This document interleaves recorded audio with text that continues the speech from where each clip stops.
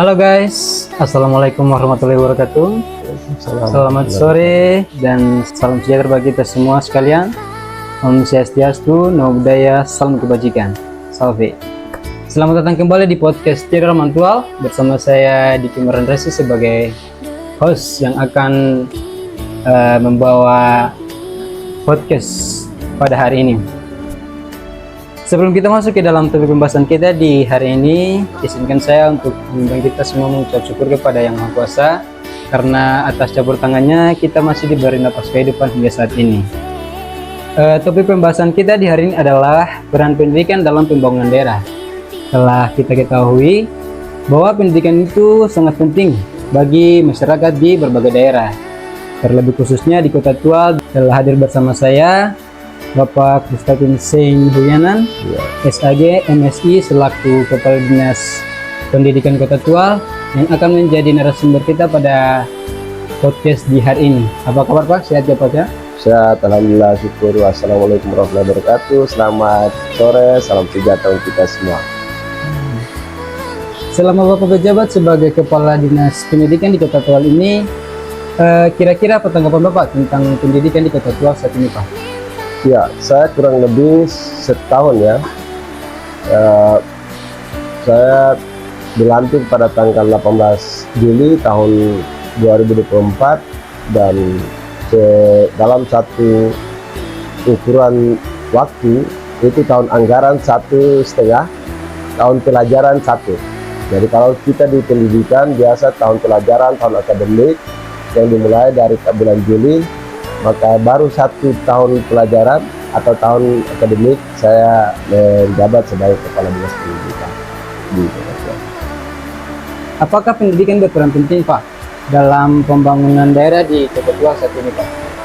Iya, kalau orang yang memahami roh pendidikan, pendidikan itu adalah dia ibarat roh dan jiwa, spirit. Kalau tidak ada pendidikan, maka tubuh yang besar ini dia tidak akan menjadi apa-apa. SDM yang disuarakan seluruh orang sebagai vital dalam pengembangan satu pembangunan, sebetulnya itu dia lahir dari pendidikan. Memang tidak semua SDM, sumber daya manusia itu melalui pendidikan formal, ada juga yang non formal dan sebagainya, tapi pendidikan itu adalah bagian yang terpenting, strategis, bahkan dia menjadi ruh dan jiwa dari pembangunan daerah, pembangunan manusia dan pembangunan negara dan bangsa. Karena itu maka segala hal yang kaitan dengan pendidikan menjadi prioritas, dia menjadi atensi, dia menjadi perhatian khusus dari seluruh pengambil keputusan. Presiden berbicara tentang kemajuan negara, pendidikan. Bupati, wali kota bicara tentang kemajuan daerah, itu tergantung pendidikan. Begitu pula di suatu daerah, suatu negara, suatu masyarakat, itu dia mengalami perubahan yang signifikan melalui pendidikan. Saya punya om di kampung, dia bilang begini, kalau kau kerja terus sebagai buruh kasar, itu sampai kapanpun turunanmu tetap menjadi buruh kasar.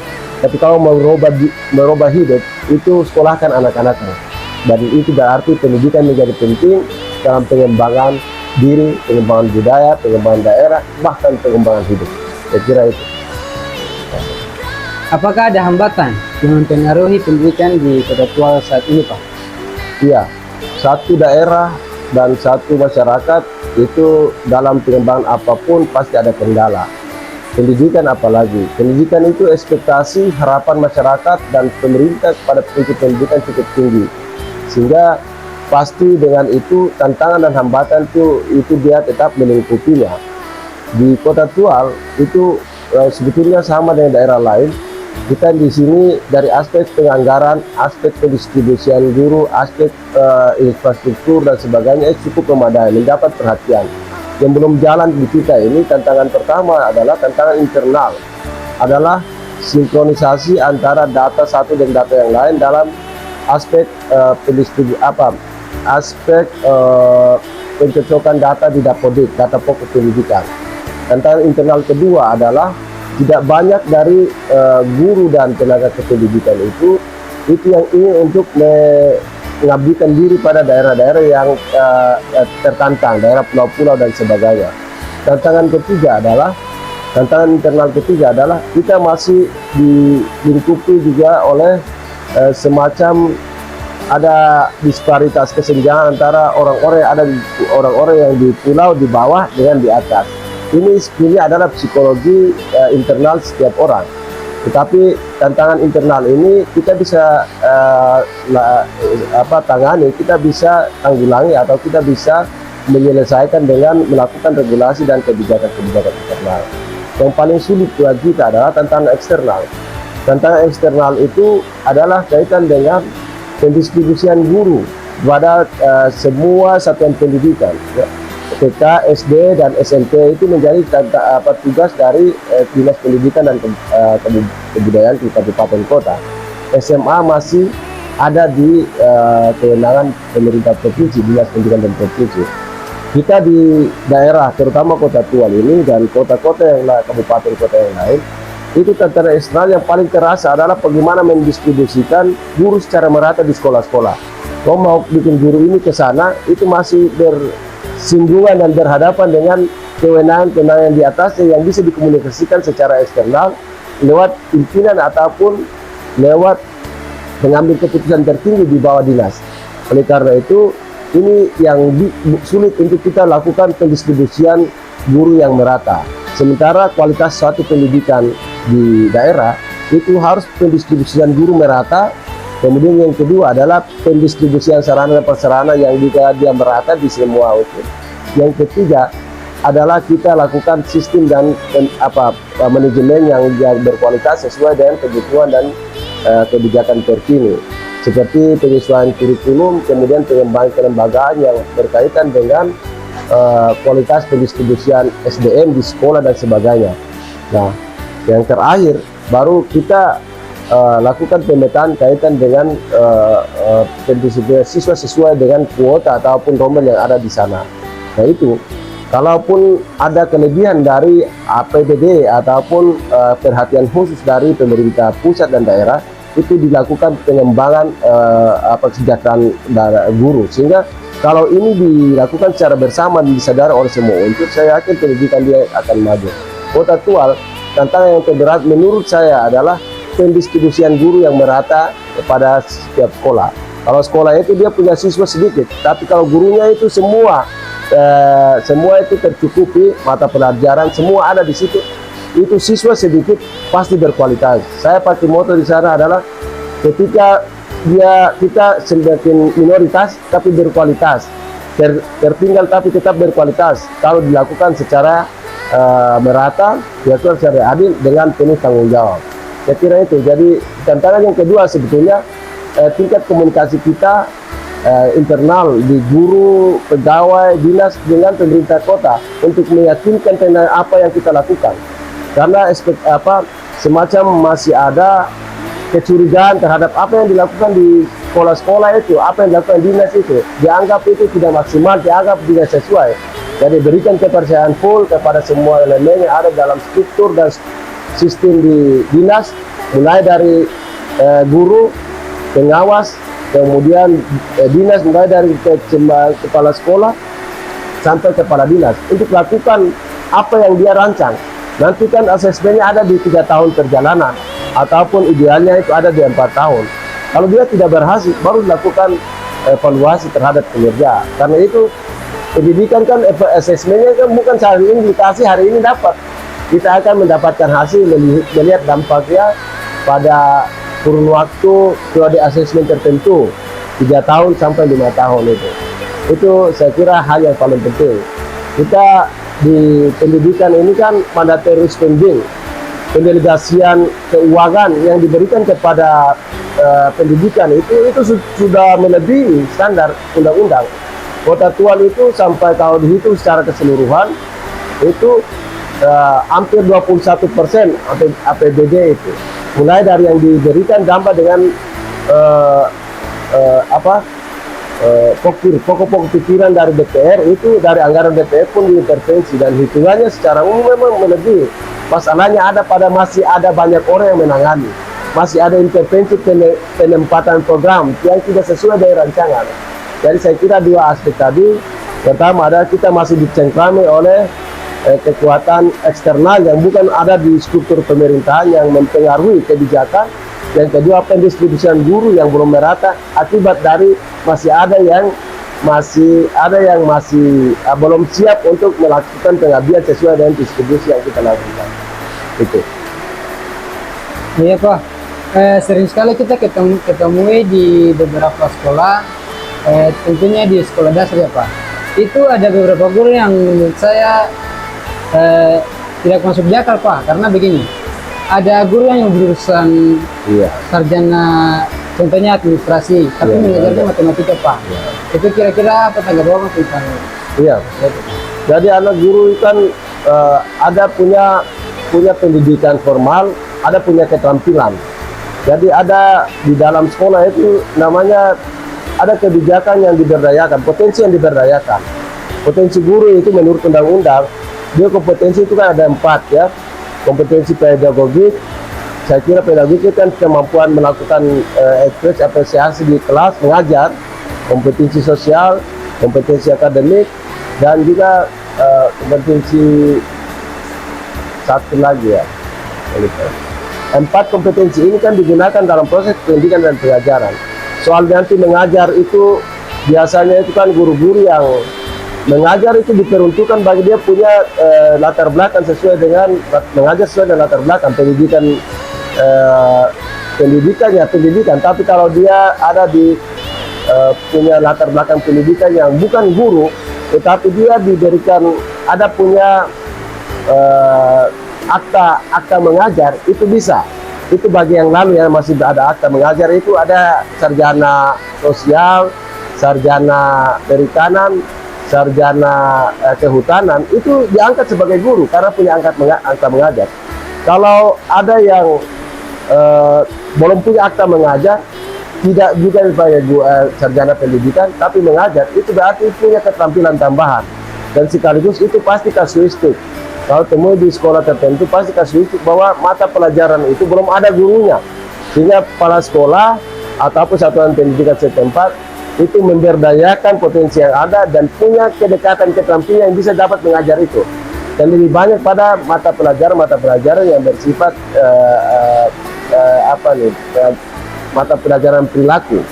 Jadi kalau perilaku itu moral dan sebagainya itu pasti rumpun keilmuan yang didekatkan. Jadi saya kira itu banyak ditemukan di Kota Tual masih begitu. Kita punya pemerataan guru dengan dia punya disiplin ilmu kan belum sepenuhnya. Tapi kalau pemenuhan guru itu sudah melimpah. Guru sangat banyak di sekolah, hitung secara orang itu melampaui kebutuhan. Tapi dia tidak sesuai dengan peruntukan kebutuhan. Mata pelajaran tertentu penuh, melimpah, meluah. Tapi mata pelajaran tertentu itu masih kosong. PJOK, bahasa Indonesia, kemudian mata pelajaran prakarya itu yang paling kurang sekali. Kita lebih banyak pada pendidik agama, kemudian matematika, sains, biologi, dan guru kelas. Itu yang paling banyak. Jadi saya kira kalau ada yang berlakukan itu bukan menyalahi ketentuan. Pasti itu karena kebutuhan yang belum terpenuhi dan kebijakan dari kepala sekolah atau pimpinan untuk mempekerjakan itu punya dasar pasti ada. Begitu. Soalnya ada pada hasil. Nah, kalau yang biasa begitu kan kita lihat hasilnya. Terkadang guru yang mengajar pada bukan mata pelajarannya itu dia punya buaran produk hasilnya itu lebih bagus. Ya, bagus.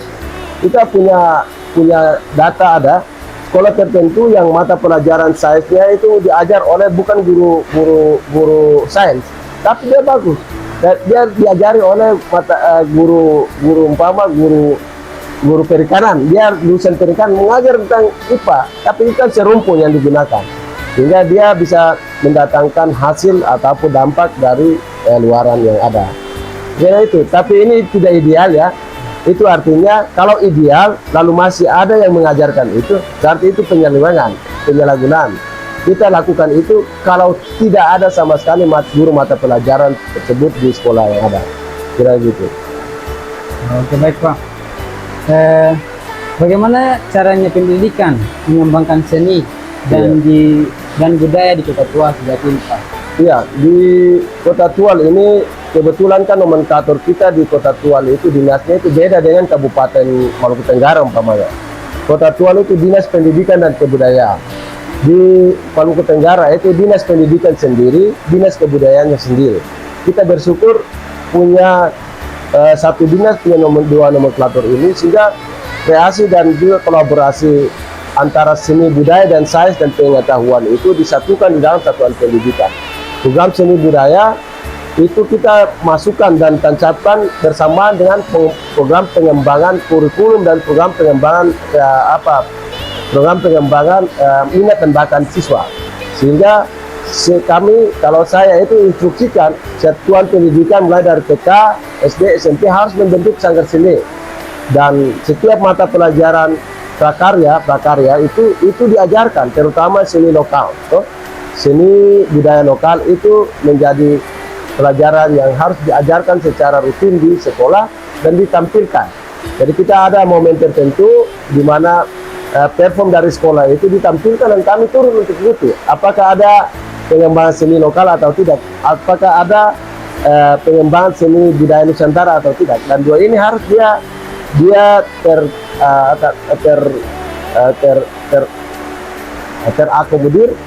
tercover dalam satu sistem di dalam pembentukan sanggar seni itu. Jadi selain dia mengajar, itu membentuk sanggarnya, sehingga sanggar seni itu bisa beraksentuasi eksternal, digunakan oleh siapa saja dan ditampilkan dalam momen apa saja. Dan gurunya juga itu disiapkan, dia berkoordinasi selain di Dikdas, bidang Dikdas, pendidikan dasar, juga itu ada bidang kebudayaan di dinas pendidikan itu yang memantau, mengembangkan, melaporkan, kemudian juga bisa melakukan pengembangan internal secara kelompok seni maupun di sekolah, pengembangan internal dalam bentuk kelembagaan. Saya kira itu. Jadi intinya kita di sini di Kota Tual itu pendidikan seni budaya itu menjadi bagian penting yang dikembangkan di sekolah. Itu yang Oke, baik Bang. Kira-kira jumlah guru di Kota Tual ini sudah cukup atau belum Pak? Terlebih khususnya di pulau-pulau. Ya, tadi saya sudah sampaikan bahwa dari analisis kebutuhan, sebetulnya secara kuantitatif itu guru di Kota Tual itu sudah melebihi standar peruntukan guru di setiap satuan pendidikan. Jumlah guru dengan jumlah siswa itu rasionya ada. TK berapa? TK, SD, TK itu hanya 15, satu per guru, per rombel. SD itu 27 maksimal per rombel.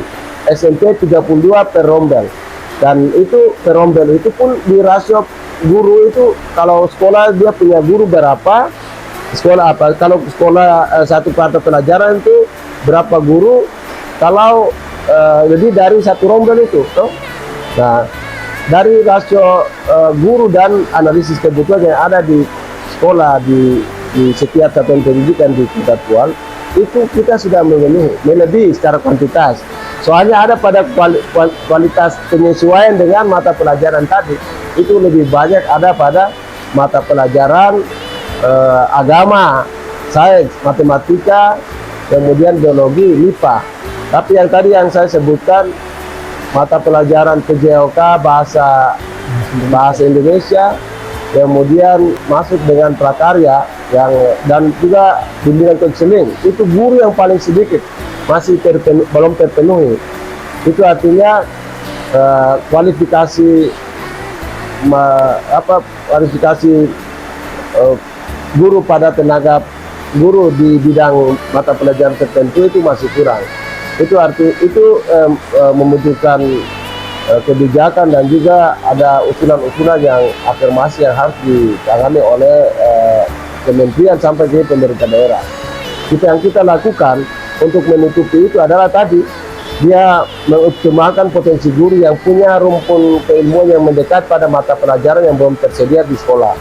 Jadi umpama sosiologi agama yang dijadikan sosiologi ataupun guru yang ada pada bimbingan konseling itu bisa sosiologi agama. Selain itu sosial, ilmu sosial. Kemudian yang kedua, kalau guru-guru prakarya yang belum ada itu dioptimalkan guru-guru yang punya basic pengetahuan yang mendekat. Guru agama bisa diajarkan situ, guru sosiologi itu bisa mengajarkan situ. Begitu pula kalau memang bahasa ini belum, bahasa Inggris, bahasa Indonesia belum, itu kita utamakan yang punya kedekatan bahasa. Kenapa itu dilakukan? Karena pasti metodologi penyampaian itu berbeda dengan yang tidak mendapatkan pengetahuan tentang itu. Itu artinya schedule ulang tentang proses pendistribusian guru di setiap satuan pendidikan. Kalau tadi disebutkan di pulau-pulau, itu memang betul, pulau-pulau itu masih ada tantangan tertentu. Kita sudah sampaikan ke sana, tapi tadi saya sampaikan hal yang paling besar dalam pikiran saya tentang eksternal di pendidikan adalah pendistribusian guru. Guru banyak itu ada di kota ini bertumpuk, padahal namanya ada di pulau-pulau. Tapi dia dikembalikan berdasarkan pada KPPLC, berdasarkan pada kebijakan-kebijakan yang kita hanya samikna wa ata'na, kita tidak bisa melawan. Karena ini karena kondisi ini kita taruh di sini dan sebagainya. Tapi saya yakin ini kalau kita ke depan setelah mengalami masa transisi selesai, kita lakukan penyesuaian dan tetap belum terpenuhi kebutuhan, tapi pasti apa yang kita punya potensi yang sudah kita miliki itu kita distribusi sesuai dengan kebutuhan yang ada terutama di pulau-pulau dulu. Kira itu. Oke, baik Pak. Bagaimana pendidikan dapat membantu meningkatkan kesadaran masyarakat kota Tegal tentang pentingnya pelestarian lingkungan? Iya, saya termasuk salah satu kepala dinas yang saya tahu pasti kepala dinas terdahulu juga itu bergembira, bersyukur terhadap kondisi yang ada di Kota Tegal saat ini, bahwa kesadaran masyarakat itu dia tidak muncul sendirinya, pasti ada imbas, ada impak dari proses pendidikan. Saya ambil contoh gini, daerah Kota Tegal ini jarang ada lagi tawuran antar SD lagi, SD, SMP terutama ya. Tidak ada lagi kenakalan name ibon yang sudah semakin berkurang di daerah Kota Tegal. Kemudian kerusuhan-kerusuhan yang terjadi di masyarakat itu tidak banyak lagi melibatkan anak siswa. Itu artinya dia tidak sendiri, itu pasti ada proses, ada sentuhan. Pendidikan itu tidak sekedar menciptakan orang yang berprestasi, tapi saya setuju pendidikan itu adalah memberikan kesadaran kepada masyarakat lewat siswa dan lewat sistem yang diberlakukan. Dan pendidikan itu harus melibatkan lingkungan dan masyarakat sekitar, sehingga apa yang hari ini terjadi di Kota Tegal sebagai kota yang agak tenang, itu pasti impak dari proses pendidikan yang cukup besar. Dan menurut data yang kami peroleh selama kami jadi pimpinan, itu belum ada itu siswa-siswa yang melakukan kriminalitas, baik itu di sekolah maupun yang terdapat di lingkungan dan kemudian dilaporkan ke kami.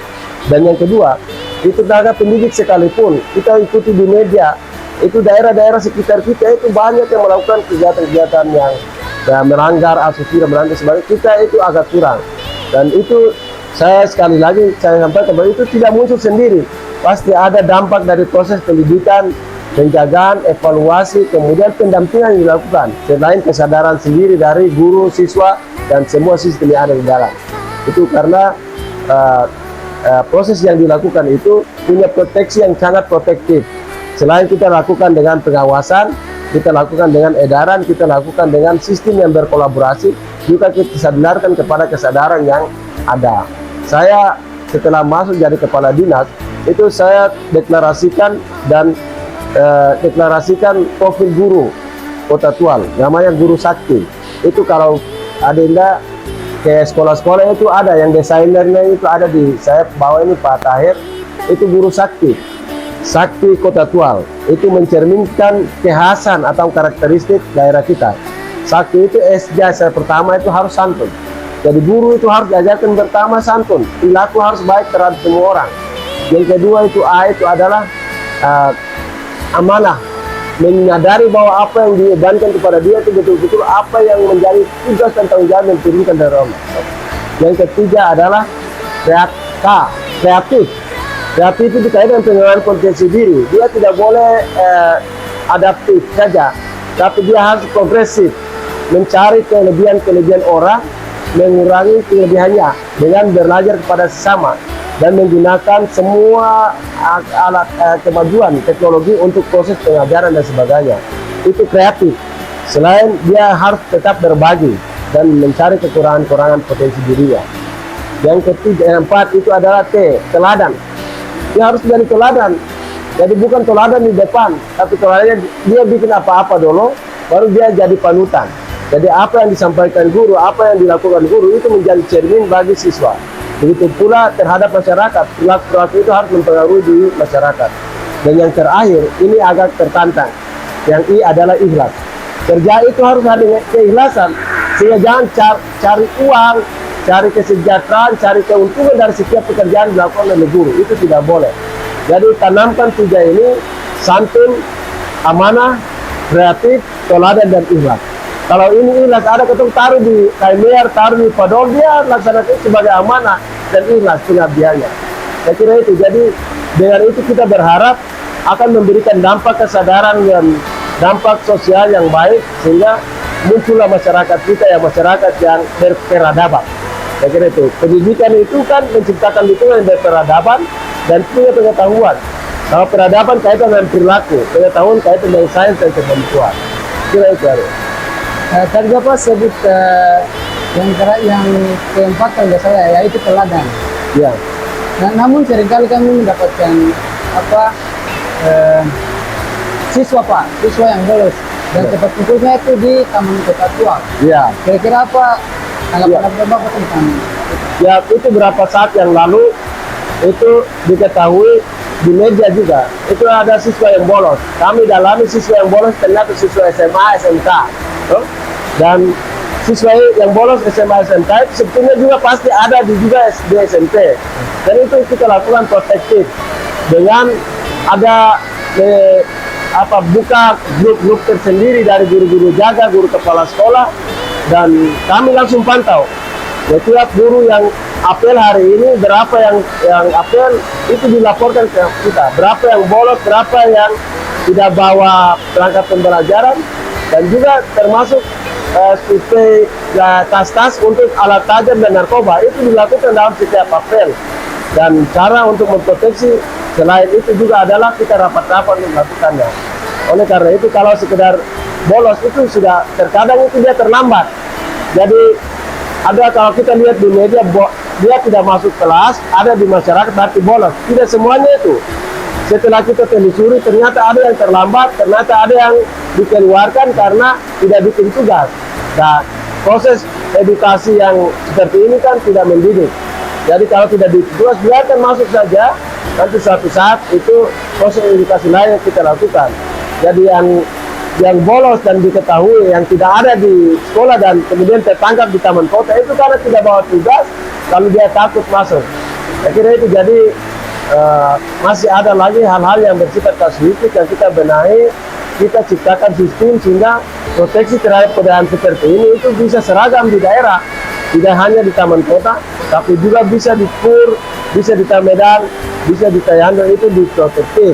Ada suasana bermain, kalau yang memang terlambat datang itu ciptakan suasana hukum yang bersifat edukatif. Dia bermain, dia lakukan apa saja yang bisa dilakukan di sana. Itu sistem yang kita siapkan. Oke, baik Pak. Bagaimana pemerintah daerah dan masyarakat dapat bekerja sama untuk meningkatkan kualitas pendidikan dan mendukung pembangunan daerah di Kota Tua ini, Pak? Iya. Jadi pendidikan itu menurut Profesor Dr. Anies Baswedan masih jadi Menteri Pendidikan dan Kebudayaan kan melibatkan beberapa unsur. Unsur pertama itu pendidikan, tenaga kependidikan, guru, kemudian termasuk ketong. Yang kedua adalah orang tua yang terhimpun di dalam selain komite juga orang tua, dan yang ketiga adalah masyarakat. Itu serikat. Jadi apa yang kita lakukan itu harus masyarakat sekitar itu mensupport, diajak kerjasama, berpartisipasi. Kali ini Hari Pendidikan Nasional 2025 itu kan tagline-nya adalah partisipasi semesta wujudkan pendidikan bermutu untuk semua. Itu artinya bahwa pendidikan ini tidak bisa jalan dengan baik kalau tidak ada partisipasi, kerjasama, kolaborasi dari pihak lain, apalagi pemerintah yang ada lending sektornya. Jadi tadi saya sebutkan 3 unsur dari yang ada Baswedan, itu tidak cukup kalau belum ada lending sektor, dinas badan yang terkait dengan ketong ini di pendidikan untuk mengajukan. Saya ambil contoh sekarang ini kan PU menangani infrastruktur. Dia harus menjalankan infrastruktur pendidikan sesuai dengan spek dan standar pendidikan. Tidak boleh taruh WC di belakang. WC itu di kantor-kantor sekolah itu berbeda. Kantor boleh di belakang, sekolah itu WC di depan. Itu berarti infrastruktur pendidikan di tenaga pendidikan, di satuan pendidikan di kantor-kantor yang berbeda. Yang kedua, itu ada SDM, BKD umpama. Itu lending sektor kita. Dia harus mendorong pengembangan SDM lewat pendidikan penjenjangan bagi tenaga pengajar dan tenaga kependidikan. Ada laboran, ada guru, ada kepala sekolah yang harus dikembangkan potensinya. Kemudian yang ketiga, perpustakaan umpama sebagai lembaga yang mengelola literasi taman baca. Dia harus berkolaborasi dengan kita di dinas, guru, sekolah, supaya waktu-waktu luang dia siapkan buku-buku pengayaan, jadwal waktu bekerja, dan juga mengembangkan potensi semangat baca. Sehingga kolaborasi antara semua elemen masyarakat, orang tua, dan lending sektor itu kalau dia kerjasama dengan baik, saya yakin pendidikan dia akan maju. Satu lagi saya mau sampaikan, bahwa di daerah-daerah yang pendidikan maju, itu ada lembaga-lembaga non formal pendidikan. Jadi umpama kita lihat di Jogja, di Malang, di Bandung, Bogor, itu ada tempat-tempat les itu diciptakan oleh orang-orang yang punya kemampuan keterampilan, dijadikan sebagai profit. Ya, kemudian ada pendampingan oleh lembaga-lembaga LSM dan sebagainya. Jadi guru selesai mengajar siswa diarahkan, kalau kau mau belajar maju itu tak ada buka kursus di sini, buka kursus. Orang tua juga mendorong. Kita membutuhkan seperti itu. Jadi kita tidak bisa berdiri sendiri. Diharapkan guru hanya berapa jam di sekolah, kemudian kembali kepada orang tua, itu tidak lagi ada pengembangan. Nah, suasana ini yang kita cita-citakan supaya pendidikan ke depan di Kota Tua tidak sekedar menguasai itu siswa, menguasai mata pelajaran, tapi keterampilan bahasa, keterampilan teknologi, keterampilan perilaku itu pun diajarkan di luar. Kita berharap ada program sekolah rakyat. Sekolah rakyat dan Kota Tua juga dia masuk dalam sekolah unggulan itu.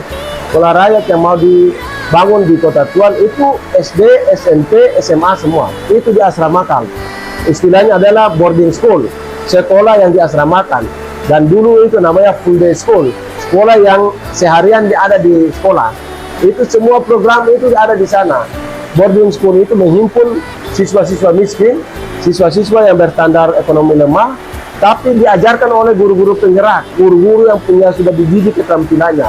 Kita berharap ini menjadi ikon sekolah unggulan yang berbasis siswa ekonomi lemah dengan bermodalkan potensi guru-guru penggerak, guru-guru yang berprestasi, guru-guru yang potensial, dan itu pasti memotong jaringan SDM yang selama ini ada kemajuan di satu daerah dan tertinggal di satu daerah. Itu pasti ada pemerataan.